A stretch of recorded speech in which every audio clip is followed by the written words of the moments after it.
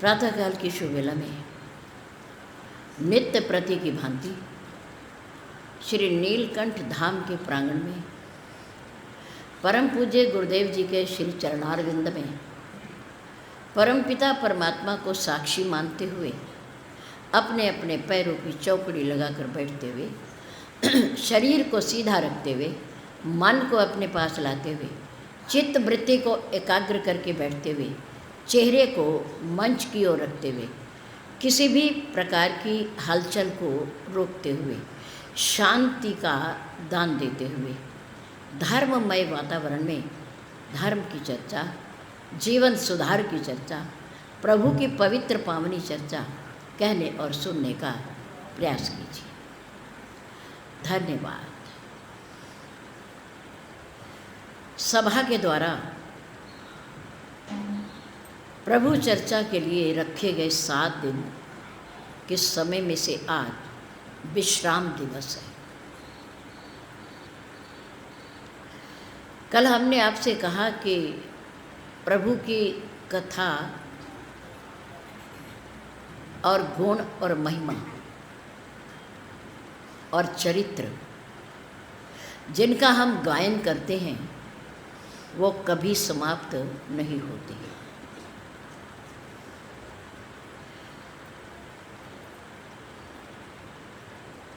आने वाले संत महापुरुष समय के अनुसार अपने अपनी वाणी से अपनी अपनी शक्ति के अनुसार भगवत गुणों का वर्णन करते हैं। गोस्वामी तुलसीदास जी ने कलयुग में श्री हनुमान जी की कृपा से, भगवान शंकर जी के अनुग्रह से और अपने सद्गुरुदेव जी के प्रसाद से श्री रामचरितमानस जैसा पावन ग्रंथ अवधी भाषा में, सरल भाषा में, हिंदी में रच करके हमारे सामने रखा।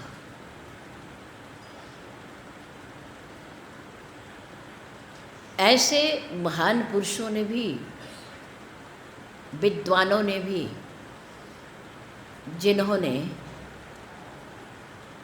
प्रेम की धरती, प्यार की धरती चित्रकूट धाम, श्री चित्रकूट धाम, जहाँ 2 भाइयों का मिलन हुआ, प्रभु श्री राम और श्री भरत, 2 भाइयों का मिलन हुआ। ऐसी धरती पर और श्री काशी जी के पावन गंगा जी के तट पर बैठकर उन्होंने भगवान की महिमा का अपनी लेखनी से वर्णन किया और लिखते समय उन्होंने कहा कि ये ग्रंथ अपनी कलम से, लेखनी से मैं लिख ज़रूर रहा हूँ और मेरा कोई इसमें प्रताप नहीं है, मेरी कोई शक्ति या समर्थ नहीं है कि मैं भगवान के सुंदर गुणों का वर्णन कर सकूं। क्यों? कवि न होऊं नहीं चतुर कहावो। बड़ी सुंदर बात लिखी। इतने बड़े कवि हैं, भगवत दर्शन हुआ है, हनुमान जी ने कई बार दर्शन दिए उन्हें, कई बार, और भगवान के दर्शन भी उन्होंने ही करवाए, ये परिचय भी उन्होंने ही दिया। ऐसे महान संत क्या कह रहे हैं कवि न हो न चतुर कहावो। न मैं कोई कवि हूँ, कविता लिखने वाला, न मैं चतुर हूँ, न मेरी बुद्धि समर्थ है। कवि न हो नहीं चतुर कहावो, मति अनुरूप राम गुण गावो। मति का अर्थ बुद्धि। जहाँ तक मेरी बुद्धि की शक्ति है, मेरी बुद्धि की दौड़ है, उसके अनुसार मैं भगवत गुणों का, उनकी महिमा का, उनकी शक्ति से, उनकी प्रेरणा से वर्णन कर रहा हूँ, वर्णन कर रहा हूँ। कितना छोटा अपने आप को सबके सामने रख रहे हैं। कवि न हो नहीं चतुर कहावो, मति अनुरूप राम गुण गावो। जबकि इसी श्री रामचरितमानस को गा गा के, पढ़ पढ़ के पता नहीं कितने तो कवि बन गए, कितने विद्वान बन गए, कितने मानस मर्मज्ञ बन गए। और लिखने वाला कहता है कि कवि न हो नहीं चतुर कहावो, मति अनुरूप राम गुण गावो। मैं तो अपनी बुद्धि के अनुसार, मेरी बुद्धि बहुत छोटी है, मेरी बुद्धि का विस्तार नहीं है, लेकिन फिर भी भगवत कृपा से मैं प्रभु के गुणों का अनुवाद, गुणगान, उनकी कथा को गा रहा हूँ, कह रहा हूँ, कोशिश कर रहा हूँ, प्रयास कर रहा हूँ। कितनी निरअभिमानिता है, निरअहंकारिता है महान पुरुषों के पास। हमारा शास्त्र कहता है, जिसको जितना अधिक ज्ञान होता जाता है, वो व्यक्ति उतना ही झुकता जाता है। और जिसको ज्ञान है, कहता मुझे ज्ञान है, मैं जानता हूँ, और वो अहंकारी है, उसे सही में ज्ञान हुआ ही नहीं है, हुआ ही नहीं है। ज्ञानी तो झुकता है, ज्ञानी के अंदर नम्रता आती है, सरलता आती है। ज्ञानवान तो अभिमान करता ही नहीं है, क्योंकि उसे पता है अभिमान एक बहुत बड़ा अवगुण है, दुर्गुण है। आखिर अभिमान करें तो किस वस्तु का करें, किसका करें? तन का करें, सौंदर्य का करें, धन का करें, परिवार का करें, मकान का करें, किसका करें? क्योंकि ये सब वस्तुएं एक दिन नाश को प्राप्त हो जाएंगी। ये गई तो हमारा अभिमान भी गया, तो किस बात का? तो प्रभु की कथा समय समय पर अनेक विद्वान महापुरुष, कवि लोग आते रहते हैं, करते रहते हैं, और कह कर के चले जाते हैं, फिर आते हैं और फिर कहते हैं, और हम लोग सुनते हैं। ये सिलसिला आज से नहीं, सतयुग से चल रहा, सतयुग से। त्रेता में भगवान श्री राम ने भी अपने पूज्य गुरुदेव के श्री चरणों में बैठकर कथा सुनी है। बहुत बार कथा सुनी है। और भगवान शंकर जी तो आ ही रहे हैं कैलाश पर्वत से उतरकर कथा सुनने के लिए। अगर कथा का इतना विस्तार न होता, उसका कोई अंत होता, तो बार बार भगवान शंकर भोलेनाथ उतर करके नीचे ना आते। हरि अनंत हरि कथा अनंता, कहीं सुनहि बहुविधि। बहुविधि भाषण के द्वारा, वार्तालाप के द्वारा, गीत के द्वारा, भजन के द्वारा, संगीत के माध्यम से, किसी भी तरह से भगवान के गुणों का वर्णन होता है। कहीं सुनहि बहुविधि सब संता। जो जिसके पास विशेषता है वो उसी के अनुरूप भगवान की कथा का वर्णन करता है। तो भगवान शंकर, अभी अभी आपने हमारे बहुत सारे भाइयों का सम्मान हमारे आदरणीय भैया श्री ठक्कर जी के द्वारा करते हुए देखा। किसी का प्यार पाना अच्छी बात है, अपने गुणों से, कार्यों से किसी का प्यार पाना अच्छी बात है, लेकिन किसी से सम्मान पाना सबसे बड़ा उपहार है, सबसे बड़ा उपहार है। संत महापुरुषों की एक विशेषता होती है सज्जन लोगों की, कि सब ही मानप्रद आप अमानी। सब ही मानप्रद आप अमानी।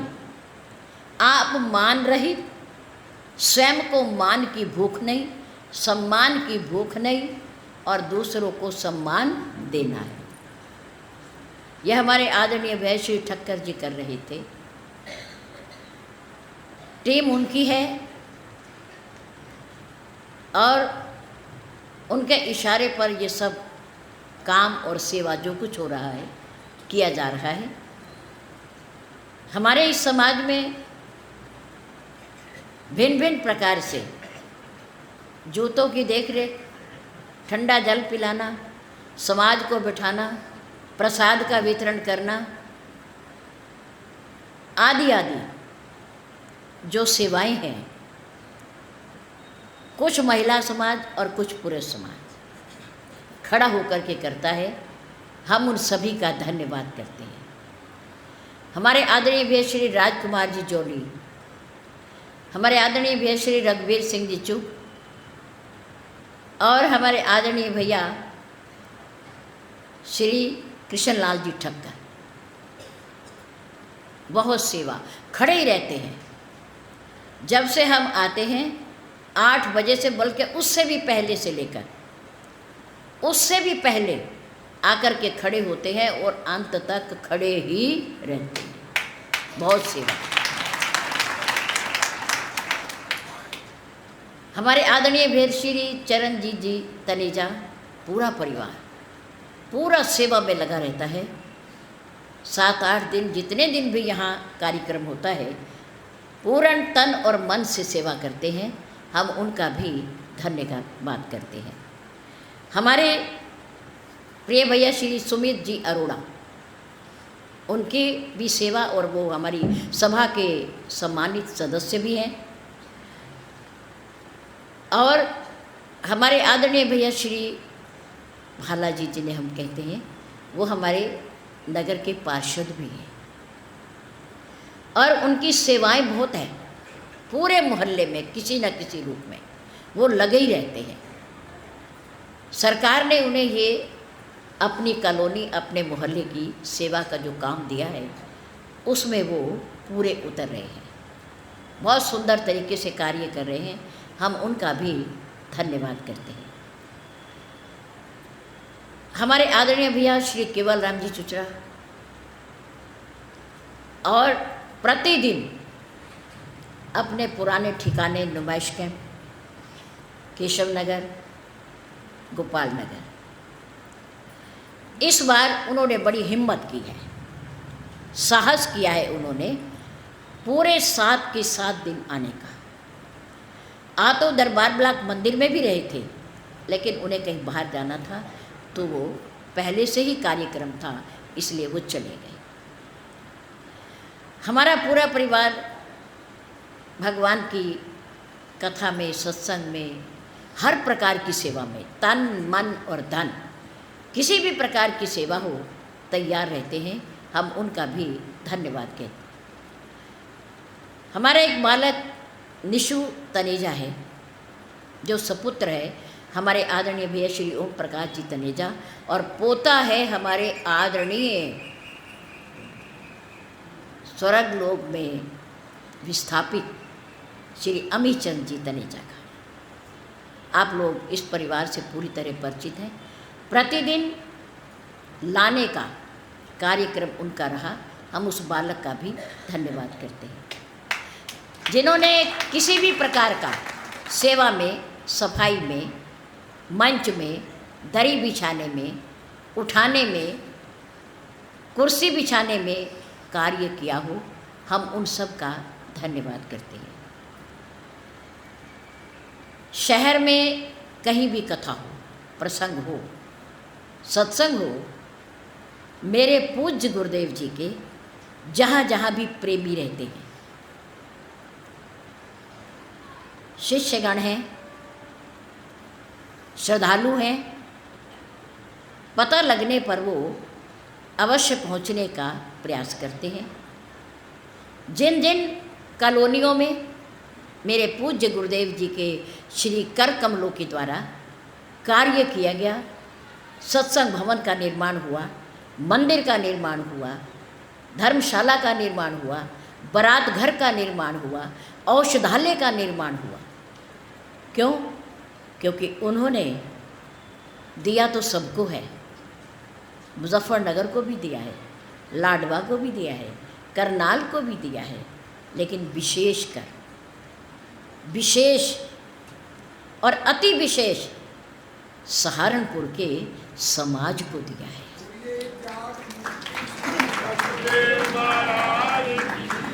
बहुत दिया है, क्योंकि वो स्वयं नहीं लेते थे, वो देते थे। आप लोगों से लेकर देते थे और अपनी पेंशन में से भी देते थे। केवल निर्माण कार्य में ही नहीं देते थे, पर उपकार के लिए भी देते थे। किसी को दवाई की आवश्यकता है, किसी की आंख बननी है, किसी के पास बीमारी के इलाज के लिए पैसा नहीं है, बच्चे नहीं दे रहे, परेशान है, तो उसको भी देते थे। किसी बहन का पति बीमार है, अस्पताल में दाखिल है, लेकिन उसके पास खर्च के लिए पैसा नहीं है, तो उसे भी देते थे, उन्हें भी देते थे। किसी के पास सर्दी का या गर्मी का वस्त्र नहीं है, तो अपने वस्त्र ही उतार के दे देते थे। ऐसे भोले मेरे गुरुदेव, ऐसा सरल स्वभाव, ऐसा सरल स्वभाव। राम के, प्रभु राम के अति प्यारे। उन्होंने जीवन भर इस मंत्र का पालन किया। पर उपकार वचन मन काया, शांत स्वभाव सहज खगराया। संतों की महिमा बताते हुए गरुड़ जी पक्षियों के राजा को कागभूषुंड जी ने कहा कि संतों का विशेष स्वभाव क्या होता है। विशेष पर उपकार वचन मन काया, जिसे हम कर्म वचन वाणी से भी उपकार करना है, किसी को सद रास्ता दिखाना, अच्छा मार्ग दिखाना, मधुर वाणी बोलनी है। कर्म से अगर कुछ करना है, कुछ कर रहे हैं, तो उसमें किसी का नुकसान नहीं होना चाहिए। पर उपकार वचन मन, कर्म वचन और वाणी, कर्म मन और वाणी, तीनों प्रकार से कभी किसी का बुरा न सोचा, न बुरा बोला और न बुरा किया। पर उपकार वचन मन काया, संत स्वभाव। संत उसे कहते हैं जिनका ये स्वाभाविक स्वभाव है। स्वाभाविक स्वभाव किसे कहते हैं? जिसमें अपना कोई स्वार्थ नहीं होता। स्वार्थ के लिए तो सब करते हैं, अपने लिए मकान तो सब बनाते हैं, अपने लिए बैंक बैलेंस तो सब रखते हैं, अपने लिए अच्छे अच्छे वस्त्र तो सभी सिलवाते हैं, है ना। लेकिन स्वभाव, सहज स्वभाव जिसका ये रहता है, उसे संत कहा जा सकता है। बोल श्री सद्गुरुदेव महाराज की जय हो। पर उपकार वचन मन काया, संत स्वभाव सहज खगराया। हे पक्षियों के राजा, वो संत है जिसका ऐसा स्वभाव है, मन से भी पर उपकार, वाणी से भी पर उपकार और वचन से भी पर उपकार, हर प्रकार से। परहित सरिस धर्म नहीं भाई, पर पीड़ा सम नहीं अधमाई। यही तो किया उन्होंने, इसीलिए तो आज उनकी जय हो रही है। हम जय बोलते हैं उनकी, और कुछ नहीं किया। अपने नाम पे उन्होंने कुछ नहीं बनाया, अपने लिए कुछ नहीं बनाया, और अपने परिवार के लिए कुछ नहीं बनाया, कुछ नहीं बनाया। परहित सरिस धर्म नहीं भाई, पर पीड़ा सम नहीं अधमाई। ये जो कुछ भी आप बना रहे हो, उनके एहसानों के बदले, उनके उपकारों के बदले आप बना रहे हो। पंत विहार में आपने बनाया आपके लिए, हरिद्वार में आपने बनाया आपके लिए, अब 10 जून को वृंदावन में बनने जा रहा है, वो भी आपके लिए। सद्गुरुदेव बाबा की जय, सद्गुरुदेव बाबा की जय हो, सद्गुरुदेव बाबा की जय हो। और भगवान श्री राम जी की जन्मभूमि अयोध्या जी, वहाँ पर बनने के लिए भी घोषणा हो चुकी है।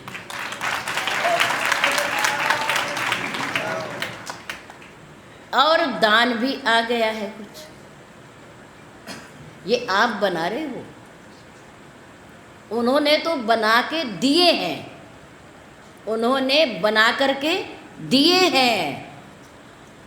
और अब आप उन पर उपकारी संतों के उपकार के बदले उनका नाम और यश जब तक सूरज और चांद है तब तक रहे, इसके लिए आप तीर्थ पर, धाम पर उनके लिए बना रहे हो, बना रहे हो।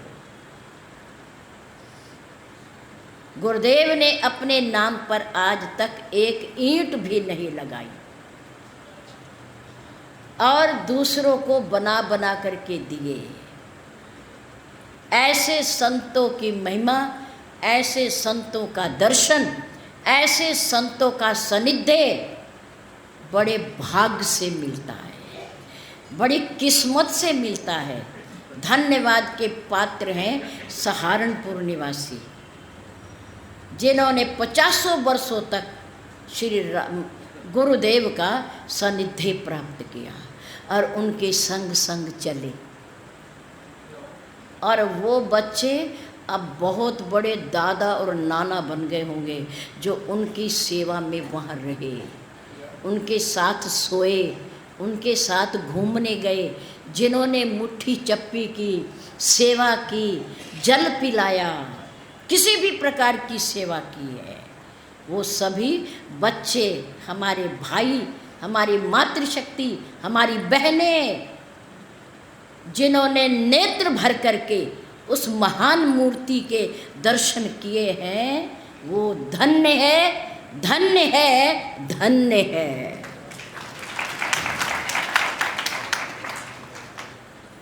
संतों की महिमा का बखान पूरी तरह से कोई नहीं कर सकता, कोई नहीं कर सकता। भगवान शंकर भोलेनाथ उतर करके कैलाश पर्वत से किसके पास आए थे? किसके पास? नहीं याद है, याद होगा तो बोल नहीं रहे, संकोच करते हैं, कोई बात नहीं। कुंभज ऋषि जी के पास, अगस्त महर्षि के आश्रम पर। कैलाश पर्वत से उतरकर आए नीचे, एक बार त्रेता युग माही, शंभु गए कुंभज ऋषि पाई, संग सती जगजननी भवानी, पूजे ऋषि अखिलेश्वर जानी। राम कथा मुनि बरे बखानी, सुनी महेश परम सुख मानी।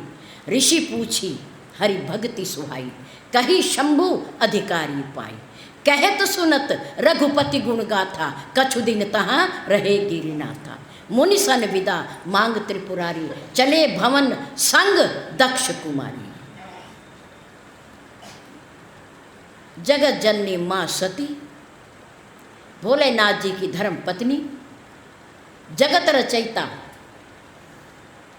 ब्रह्मा जी की पोती, दक्ष प्रजापति की कन्या, जगत जननी बनकर आई और जब वापस लौट रही है तो दक्ष की कन्या बन के जा रही है। जगत जननी का संबोधन लेखक ने और कागभशुंड जी ने, याज्ञवल्क्य जी ने, गोस्वामी तुलसीदास जी ने उनसे छीन लिया है, क्योंकि उन्होंने अपने पति परमेश्वर का अनुकरण नहीं किया, अनुसरण नहीं किया। कथा सुनने आई थी, मन में सरलता होनी चाहिए थी, लेकिन अभिमान लेकर के बैठ गए। उनका मन अभिमान से, अहंकार से भरा हुआ है कि हम बड़े हैं, हम महान हैं, मैं दक्ष प्रजापति की कन्या हूँ। हम ऊपर रहते हैं कैलाश पर्वत पर, ये नीचे रहते हैं धरती पर, और हमारे आने पर हमारी पूजा कर रहा है, हमारा सम्मान कर रहा है। ये हमें कथा क्या सुनाएगा? कथा क्या सुनाएगा? नहीं सुनी कथा। तो जाते समय लेखक ने उनका ये संबोधन छीन लिया कि अब तुम जगत जननी नहीं हो। भोलेनाथ जी के साथ आ रही थी तो जगत जननी थी, अब तुम जा रही हो, तुमने राम की कथा नहीं सुनी, पति के मन के साथ मन नहीं मिलाया, तो अब तुम जगत जननी नहीं हो, अब तुम दक्ष की पुत्री हो, अब तुम दक्ष की कन्या हो। छीन लिया उन्होंने। जब दोनों चले तो तेहि अवसर भंजन महिबारा, हरि रघुवंश लीन अवतारा। उसी समय भगवान राम माता पिता की आज्ञा से वन में विचरण कर रहे थे, और वन में विचरण करते समय पंचवटी में माँ सीता का अपहरण हो चुका था। भगवान माँ सीता को ढूंढते हुए लक्ष्मण जी के साथ आगे बढ़ रहे थे, यात्रा कर रहे थे वन की। ऊपर से आकाश मार्ग से जाते हुए भोलेनाथ जी ने अपने इष्ट देव राम को देखा, राम को देखा, पत्तों से पक्षियों से पूछते हुए सीता जी के बारे में बड़े प्रसन्न हुए, बहुत खुश हुए। प्रभु, जो भी नाटक करते हो बड़े कमाल का करते हो। किसी के अगर सेवक बनते हो तो जी तोड़कर सेवा करते हो, शिष्य बनते हो तो शिष्य का कर्तव्य खूब निभाते हो, पुत्र बनते हो तो पुत्र का कर्तव्य निभाते हो, भाई बनते हो तो अपने से अधिक प्यार भाइयों को करते हो, अपने आप हार जाते हो खेल में, भाइयों को जिता देते हो, जिता देते हो। और भाई के लिए ही राज्य का त्याग करके अपने आप वन में नंगे पैर कंकरीली भूमि पर चल रहे हो। प्रभु, खूब नाटक करते हो। अब धर्मपत्नी का अपहरण हो गया, और जबकि मेरे इष्ट देव की धर्मपत्नी माँ मेरी कहीं जा ही नहीं सकती अपने पति को छोड़कर। पर नाटक है ना, अभिनय है ना, लीला है ना। शास्त्रों में लिखा है कि निर्गुण भगवान को समझना बड़ा आसान है। क्यों? क्योंकि उसका कोई रूप ही नहीं है, कोई आकार ही नहीं है, वो कुछ करता ही नहीं है, वो कभी आता जाता ही नहीं है, वो निर्गुण है, निराकार है, वो एक जगह स्थित है। लेकिन सगुण रूप और सगुण की लीला को समझना बड़ा मुश्किल है, बड़ा मुश्किल है। बड़े बड़े विद्वानों के छक्के छूट जाते हैं। गरुड़ के ही छूट गए, भगवान के वाहन की छूट गए, ज्ञानी के ही छूट गए। आखिर ये कौन है? रण आंगन में नागपाश में बंधा हुआ ये साधारण राजकुमार है, तपस्वी है, या भगवान है, पार ब्रह्म है? ये कौन है? भ्रम में आ गया। भोलेनाथ जी की पत्नी, अभी आप आगे जाकर के देखेंगे, सुनेंगे, बड़े बड़े संतों के, महापुरुषों के, विद्वानों के बुद्धि काम करना बंद कर देती है, काम करना बंद कर देती। ये कौन है? ये रो रहा है। एक साधारण व्यक्ति भी दुनिया की शर्म के कारण, अपने पत्नी के खो जाने पर, अपहरण हो जाने पर, मृत्यु हो जाने पर ऐसे नहीं रोता जैसे भगवान रोए, जैसे राम रोए।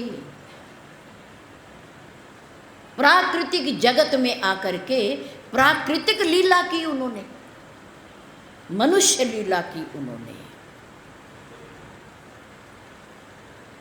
मेरे भगवान की सगुण लीला को समझना बड़ा कठिन है।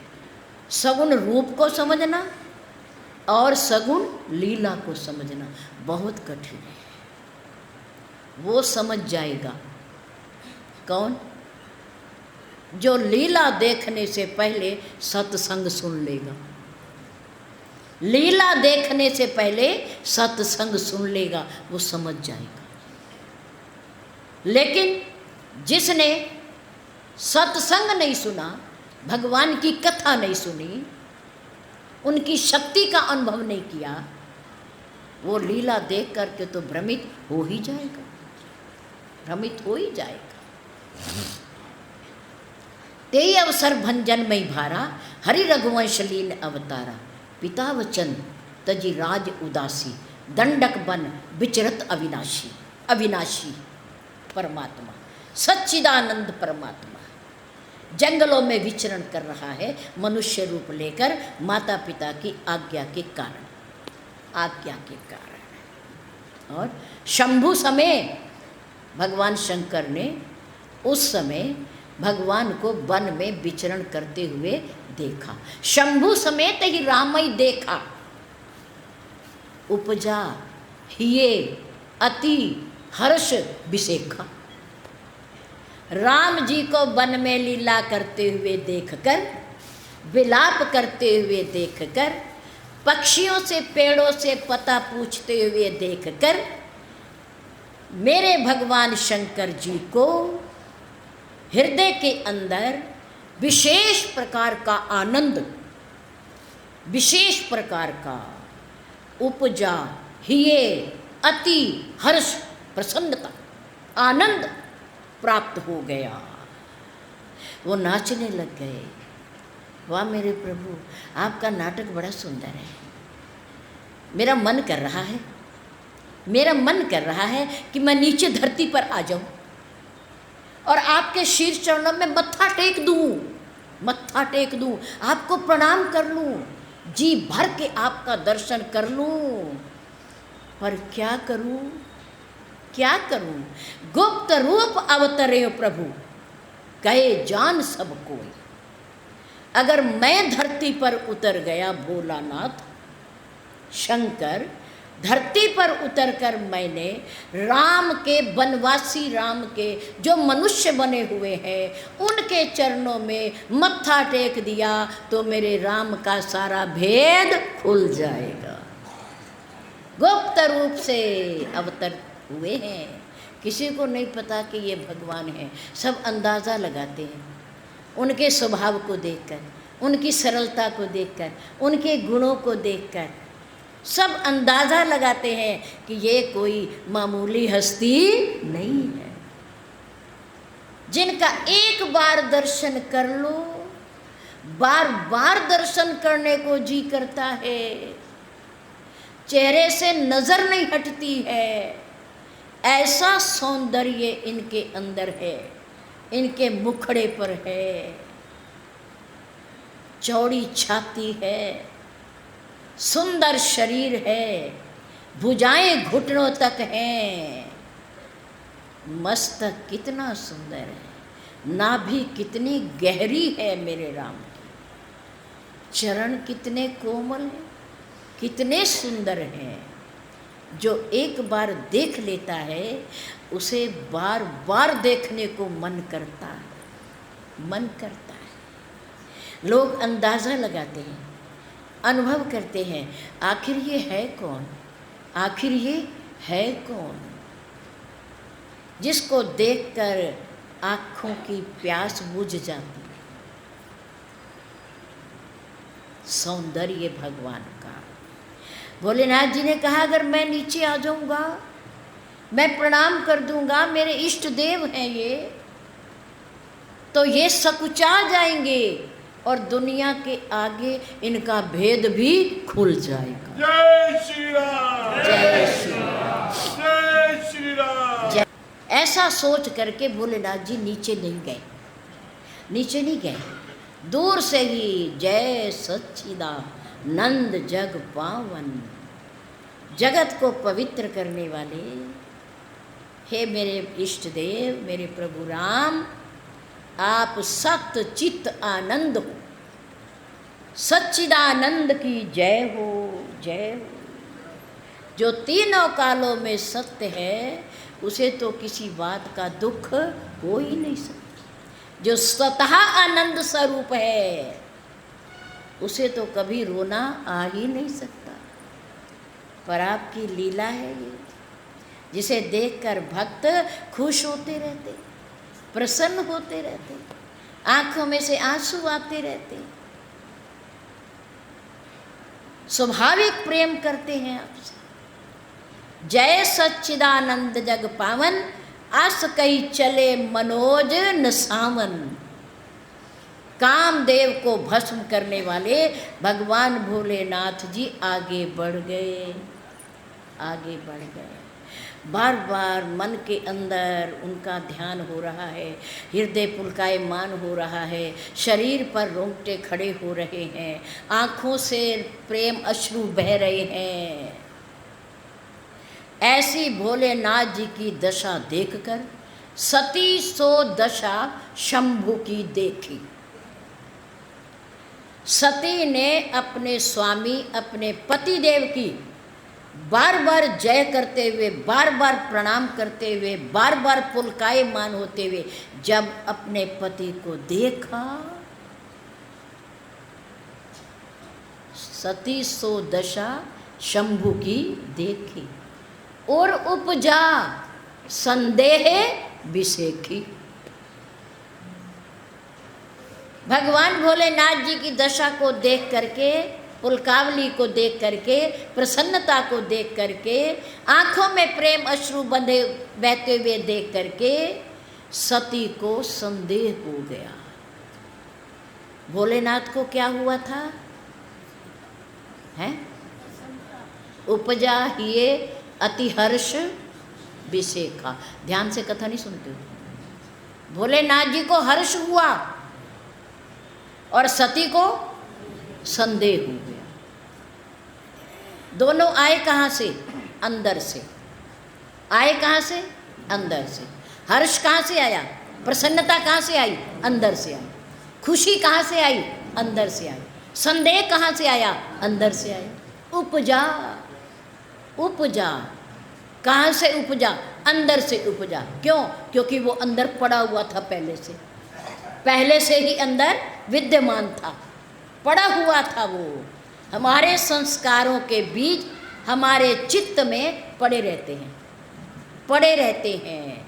समय समय पर जैसा जैसा समय होता है कभी हम बहुत हंसते हैं, कभी हम बहुत खुश होते हैं, कभी हम मुस्कुराते हैं, कभी हम मंद मंद हंसते हैं, कभी हम रोने लगते हैं, कभी हम दुखी होने लगते हैं।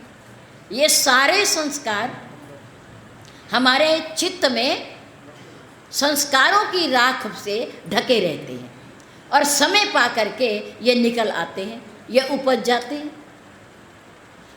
भोलेनाथ जी का क्या उपजा? हर्ष, प्रसन्नता। और सती की क्या उपजी? संदेह, भ्रम। उसे भ्रम पैदा हो गया कि शंकर जगत वंद जगदीशा, सुर नर मुनि सब नाम ही शेषा। तेन नृप सुत ही केन प्रणामा। ऐसे मेरे पति देव जिनको पूरा जगत पूजता है, पूरी दुनिया जिनको प्रणाम करती है, नमस्कार करती है, पूजा करती है, उन मेरे पति ने, जगदीश्वर ने, इन नृप सुत ही, इन राजा के बेटों को प्रणाम किया, हाथ जोड़कर प्रणाम किया। प्रणाम तो अपने को बड़ों को किया जाता है, छोटों को थोड़े किया जाता है। किसको प्रणाम कर दिया? तेन नृप सुत ही केन प्रणामा, और प्रणाम ही नहीं किया, कही सच्चिदानंद परधामा। और सच्चिदानंद शब्द का भी प्रयोग कर दिया, जो उस पार ब्रह्म के लिए होता है, उस शब्द का इनके लिए प्रयोग कर दिया। ये क्या है? मेरी समझ में नहीं आ रहा। ये राजा के बेटे हैं, ये तपस्वी हैं, वनवासी हैं, साधु हैं, कौन है ये? और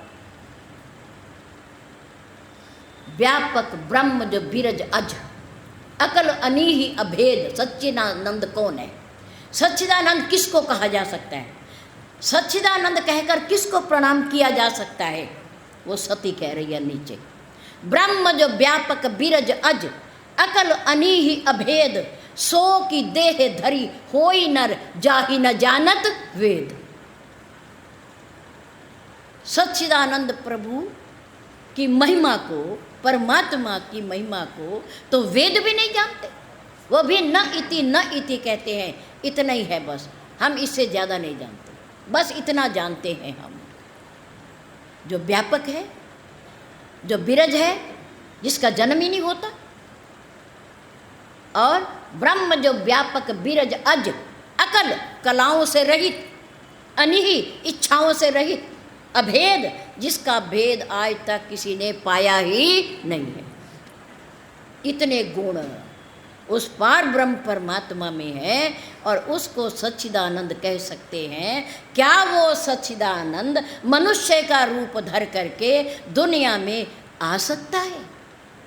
आ सकता है। उसको आने की जरूरत पड़ती है, पड़ती है। ये अपने मन के अंदर उसके विचार, संकल्प और विकल्प सती के उठ रहे हैं, सती के मन में उठ रहे हैं। भोलेनाथ जी ने पूछा, सती क्या बात है? किसी उलझन में हो?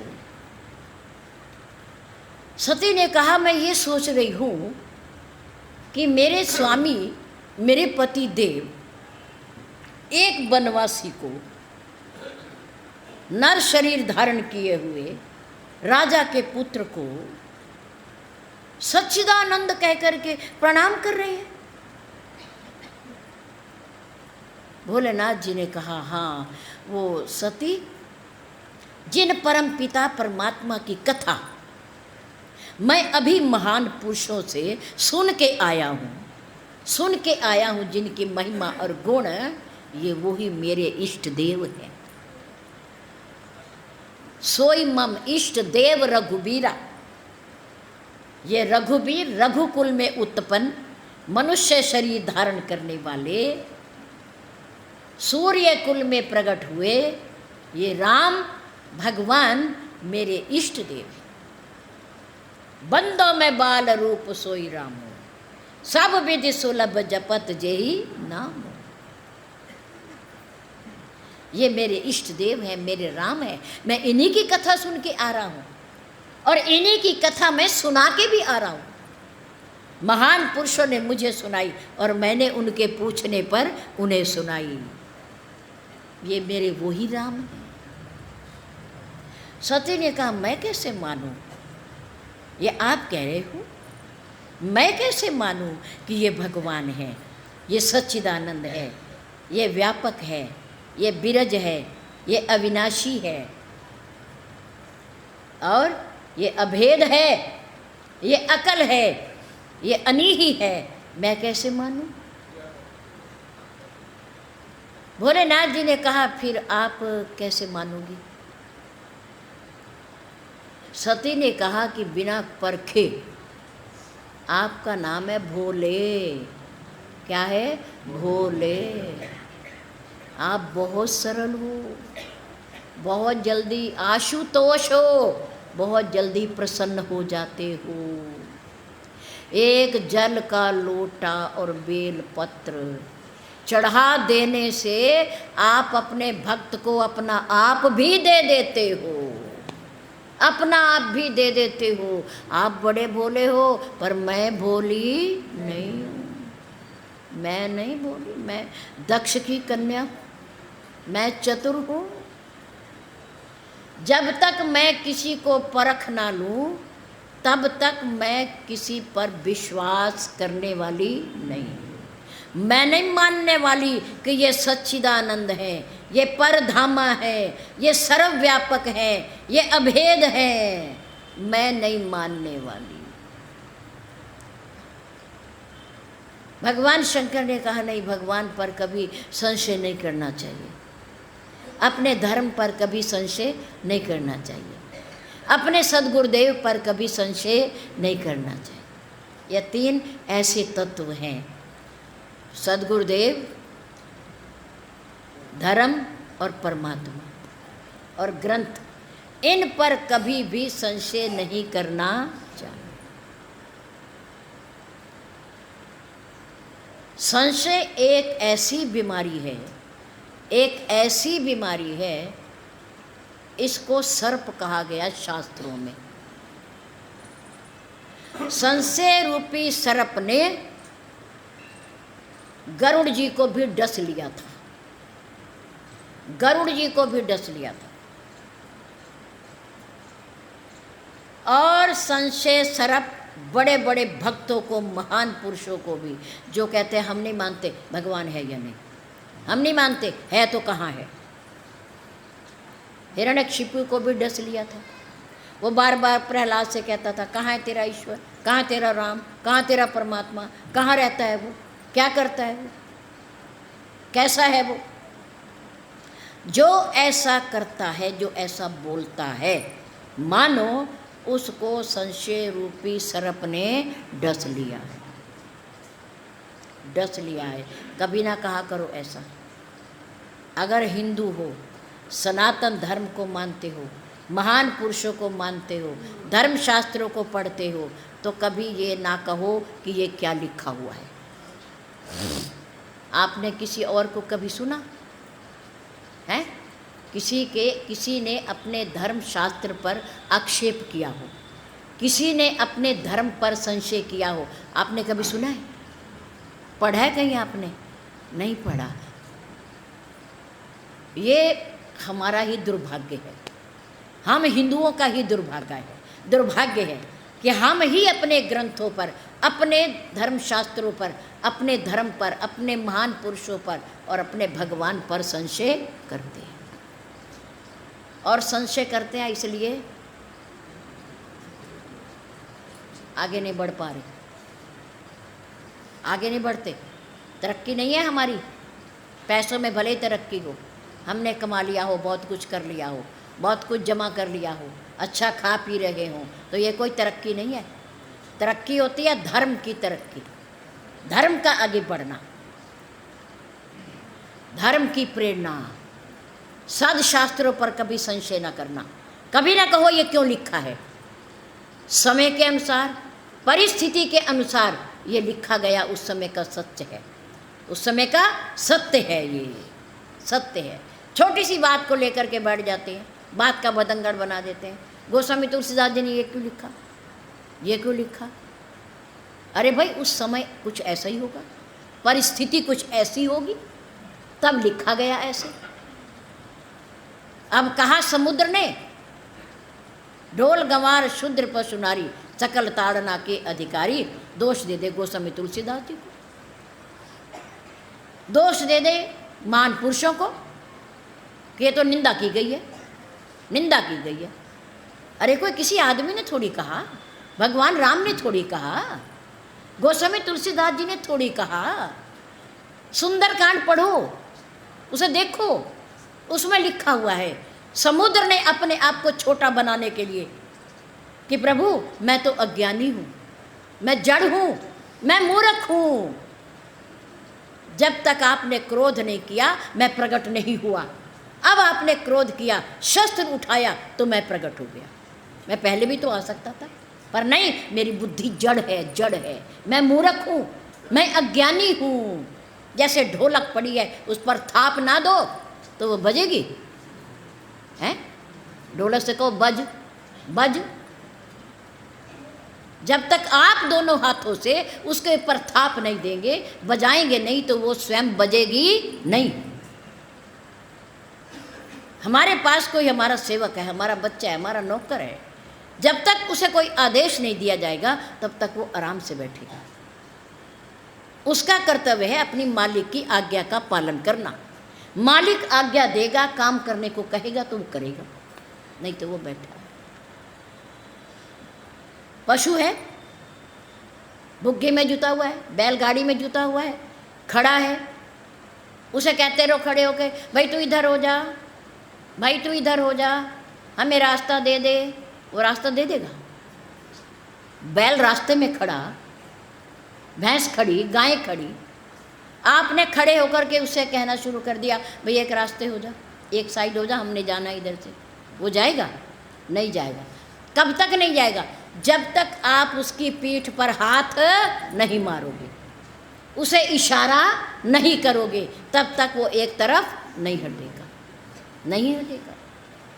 उन्होंने कहा ऐसे ही प्रभु मैं तो जड़ हूँ, मैं तो मूर्ख हूँ, आपने मुझे जगाया है क्रोध करके, मैं जागा हूँ। ये पंक्तियाँ कही हैं समुद्र ने। कोई आपसे प्रश्न पूछे ना तो उत्तर दिया करो, और उत्तर तब दोगे जब शास्त्र पढ़ोगे। जब शास्त्र पढ़ोगे तो उत्तर दोगे, शास्त्र नहीं पढ़ोगे तो उत्तर ही क्या दोगे? क्या उत्तर दोगे? सुन के चुप हो जाना बस। उसे तो हो ही गया है, उसे तो सर्प ने डस ही लिया है, हमें भी डस लेगा, हमें भी जहर चढ़ जाएगा संशय का। हाँ भाई बात तो ठीक कह रहा है, ये क्यों कहा गया, क्यों क्या कहा गया किसी के लिए, किसी को मूर्ख क्यों कहा गया? पर ये समुद्र ने कहा है, समुद्र ने कहा, जैसे हनुमान जी ने कहा विभीषण के सामने, कहो कवन में परम कुलीना। विभीषण तुम तो मनुष्य हो, मैं बंदर हूँ, मैं बंदर हूँ, और ऐसा बंदर हूँ कि प्रातःकाल जो उठ करके हमारा सिमरन कर ले, हमें याद कर ले, हमारे दर्शन कर ले, तो उसे पूरा दिन भोजन न मिले, भोजन न मिले। क्या आप इस पंक्ति को सत्य मानते हैं? सत्य मानते हो? श्री सुंदरकांड पढ़ने वाले, अगर सत्य मानते हो तो हनुमान जी की पूजा क्यों करते हो? क्यों करते हो? क्योंकि वो तो परम संत हैं, वो बंदर है नहीं, पर बंदर बने हुए हैं। देवताओं की मजबूरी है, क्योंकि रावण ने मांगा है कि नर कपि भालू आहार हमारा, यह हमारा भोजन है, मनुष्य और बानर, इनको तो हम ऐसे खा जाएंगे, इनसे हम डरते नहीं हैं, इनसे नहीं हम डरते, पर और कोई हमें ना मारे, और कोई हमें ना मारे। तो देवी देवताओं को बानर बन के आना पड़ा, और भगवान राम को मनुष्य बन करके आना पड़ा, मनुष्य बनकर आना। संशय नहीं करना चाहिए। सती को संशय हो गया, पर भगवान शंकर को प्रसन्नता, हर्ष हुआ। एक हर्ष में मग्न है और एक संशय में डूबा जा रहा है, डूबा जा रहा है। भगवान शंकर ने कहा देखो अधिक बात बढ़ाने की ज़रूरत नहीं, तुम्हें जिस प्रकार से विश्वास हो, तुम्हारा संदेह जाए तुम कर लो। सती ने कहा फिर ऐसा है मैं जाऊं? उनको देख लूँ, परख लूँ? भोलेनाथ जी ने कहा परख लो। भोलेनाथ जी ने कहा देख तुम जा रही हो ना, बुद्धि और विवेक से काम करना, क्योंकि वो मेरे इष्ट देव हैं, मैं तो जानता हूँ, वो सर्व अंतर्यामी है। लेकिन तुम नहीं जानती हो, तुम्हें संदेह है। बुद्धि और विवेक से काम करना वहाँ जाकर। और मैं यहाँ बट वृक्ष के नीचे तुम्हारे आने की प्रतीक्षा कर रहा हूँ कि तुम अपना काम कर आओ। सती चली गई, सोचती जा रही है कैसे परीक्षा लूँ, क्या सवाल उनके सामने प्रस्तुत करूँ, क्या नाटक करूँ, ताकि मुझे उनकी योग्यता का पता चल जाए। परीक्षक बन के जा रही है वो। और राम कौन है? विद्यार्थी। राम कौन है? विद्यार्थी। और सती कौन है? परीक्षक, परीक्षा लेने जा रही है। अब रास्ते में विचार कर रही है कैसे, क्या बनूं, क्या बनाऊं, कौन सा अभिनय करूं। विचार आया, क्या आया कि जिसको ये ढूंढते फिर रहे हैं, जिसके लिए विलाप कर रहे हैं, मैं वही रूप बन करके इनके सामने जाऊं। अगर ये मुझे पहचान लेंगे तो भगवान भोलेनाथ की वाणी सत्य है, और नहीं पहचानेंगे तो ये जो मैं समझ रही हूँ ये वो हैं। सती जी ने रूप बनाया किसका? सीता जी। सीता जी का रूप बनाया और उसी पगडंडी पर चली आ रही है जिस पगडंडी पर राम और लक्ष्मण आ रहे हैं। वन के रास्ते होते हैं ना, छोटी छोटी पगडंडियां होती हैं, पगडंडी पर आ रहे हैं। सीता तो बन गई, पर सीता जैसा आचरण कौन करे? सीता जैसा आचरण कौन करे? वेश से तो सीता बन गई, रूप से तो सीता बन गई, पर सीता जैसा आचरण उसे पता नहीं है। क्या? सीता अपने स्वामी के पीछे चलती है। कहाँ चलती है?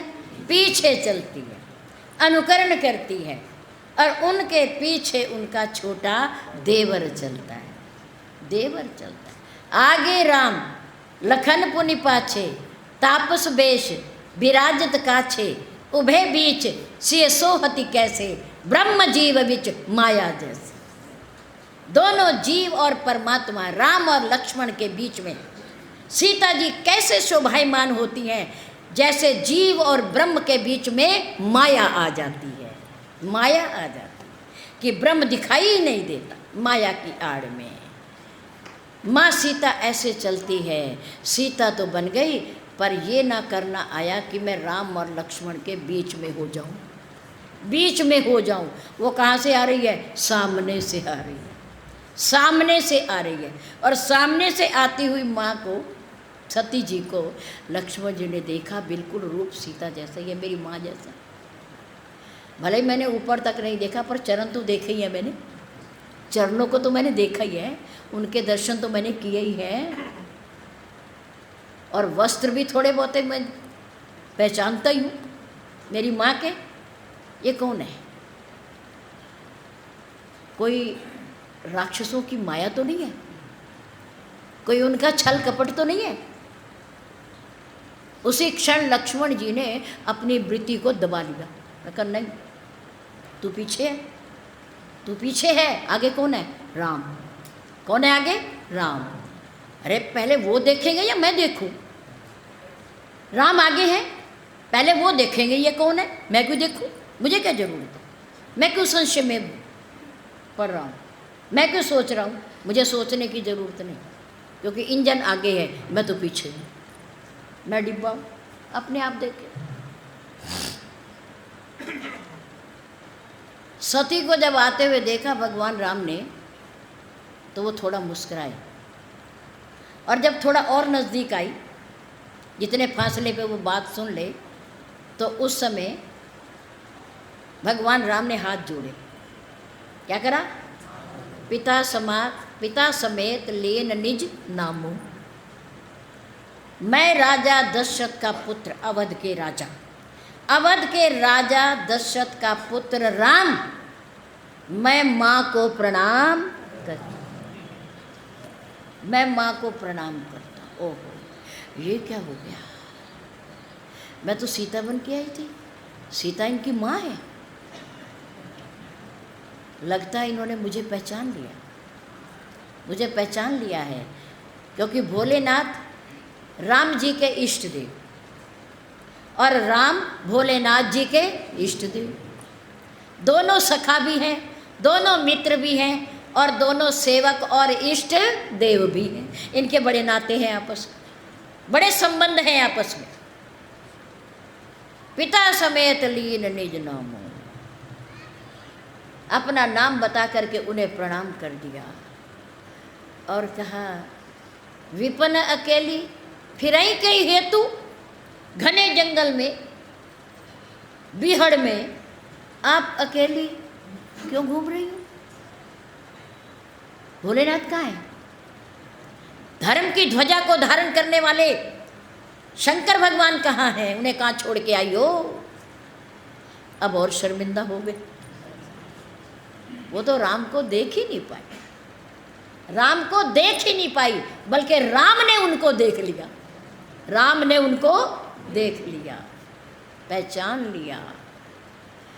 अब कुछ कहते तो बनता ही नहीं। जब वो पहचान ली गई तो क्या पूछे कि आप कौन हो?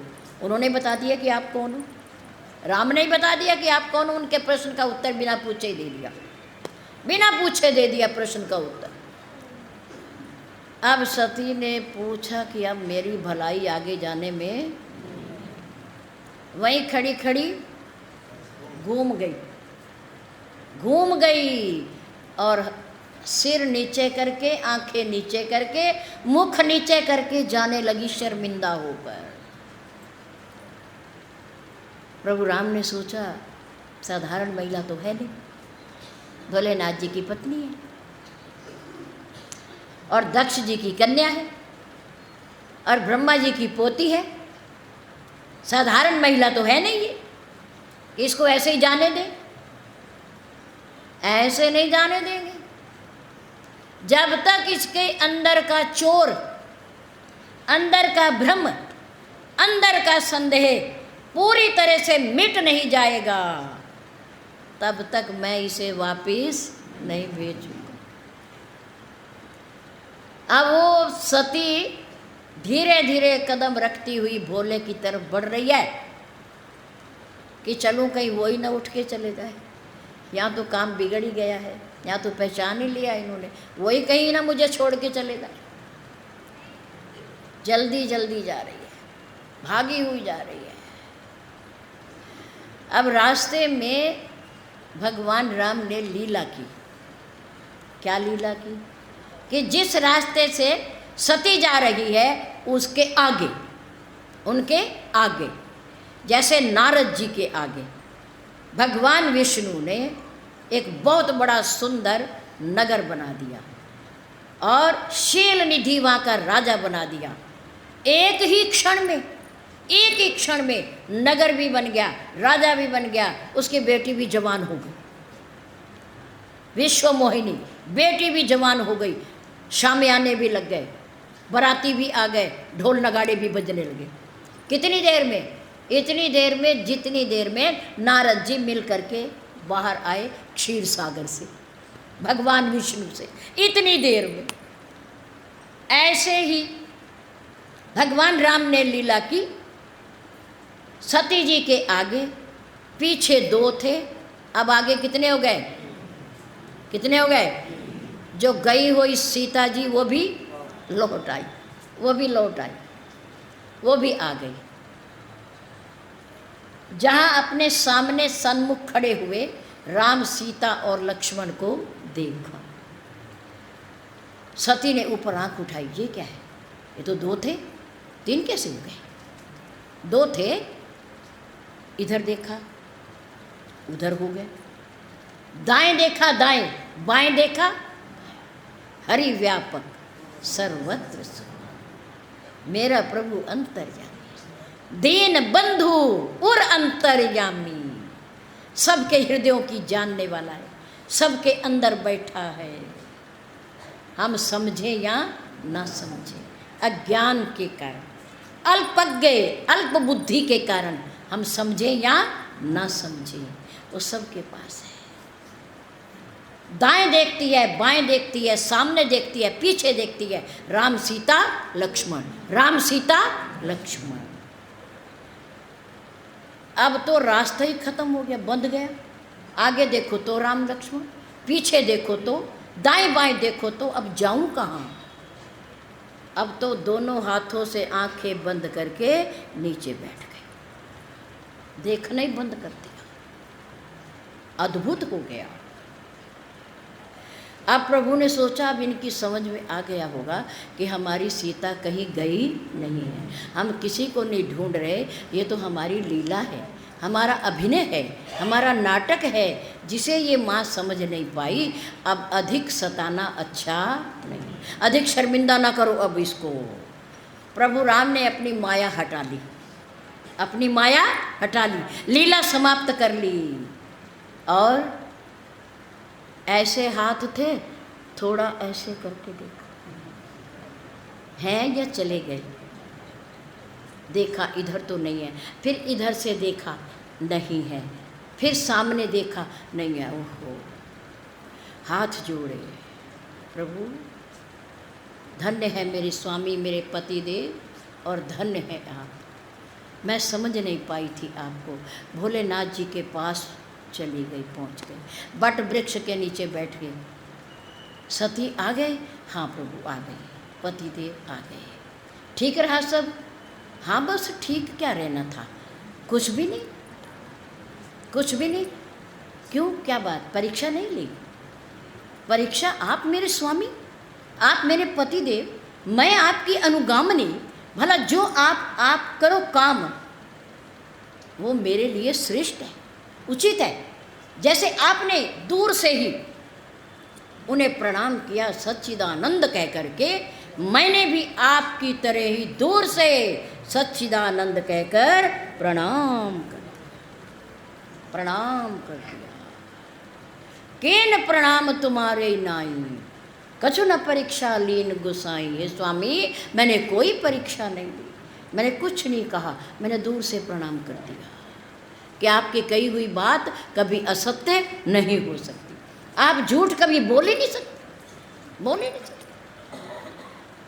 भोलेनाथ जी ने कहा, वैसे ऐसा हो तो सकता नहीं, किसी ने जाकर के मेरी तरह प्रणाम कर दिया। अगर प्रणाम करना था तो मेरा कहने मान लेती, ये समय बर्बाद क्यों करा? हम तो कैलाश पर्वत पर पहुंच जाते, ये क्यों ऐसा करा इसने? तब शंकर उन्होंने कहा, नहीं कुछ बात ज़रूर है, दाल में काला ज़रूर है, कुछ गड़बड़ है इसमें। ये इतनी चतुर है कि राम जी से उन पर संशय किया, अब मेरे से बात छिपा रही है, मेरी धर्म पत्नी है। तब शंकर देखियो धरी ध्यान न,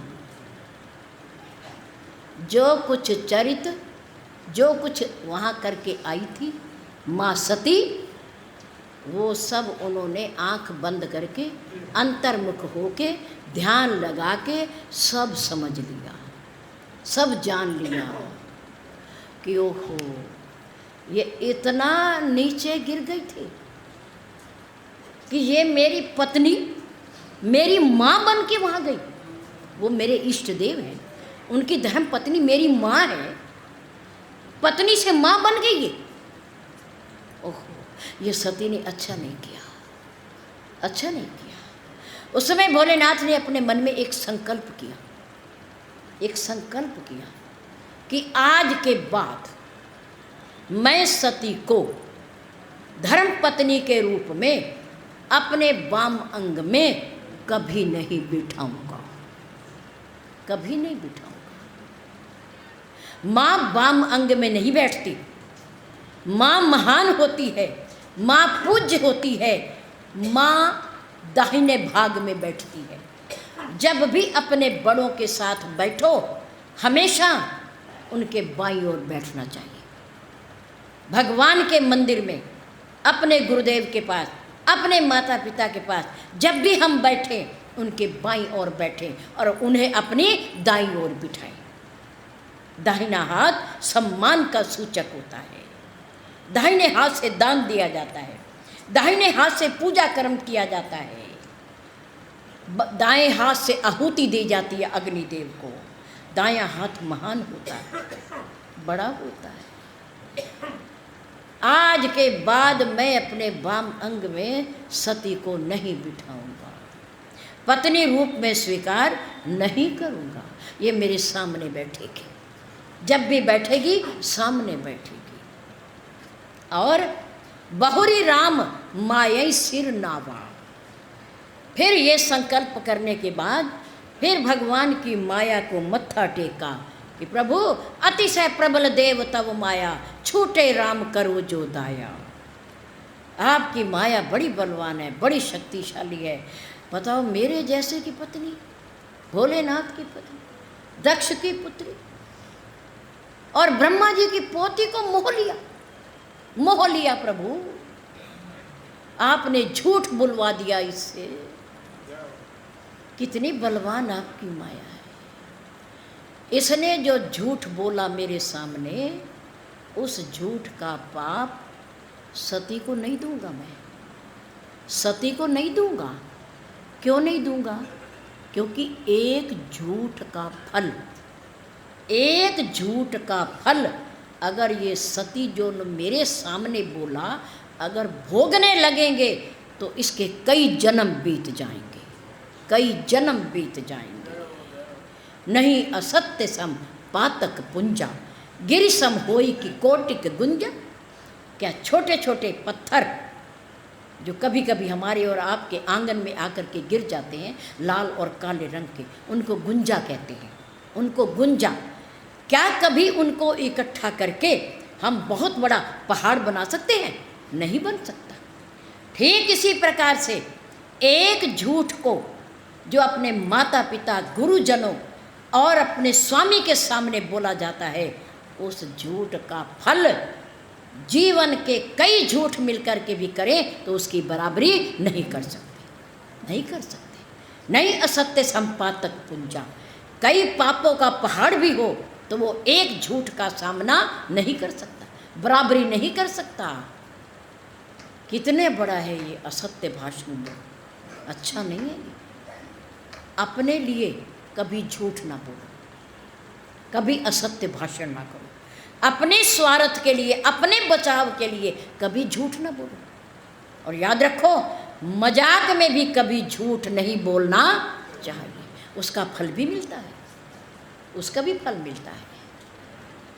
एक झूठ का फल इतना बड़ा, भोलेनाथ जी ने सती को ना दे करके भगवान की माया के मत्थे डाल दिया कि तू जान, तू नहीं बुलवाया सती से झूठ, वरना सती झूठ बोलने वाली नहीं थी, तुमने बुलवाया है, इसलिए मैं तुम्हारे मत्थे डालता हूँ।